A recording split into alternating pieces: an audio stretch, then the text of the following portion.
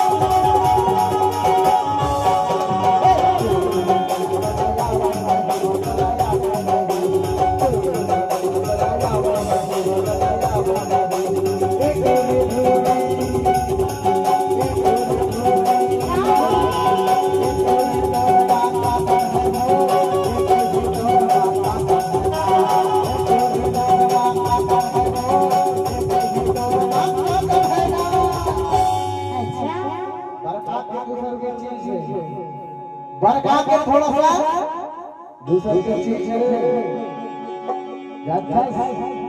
काबर दूसरे के चीज को देखकर हैरान काबर कि दूसरे को चीज को देखकर हैरान नहीं होना। अरे भगवान आपको भी देगा भाई साहब, आप सब परेशान नहीं होना, परेशान नहीं होना। बरसता का है जरा नाच के दिखा, जरा नाच के दिखा।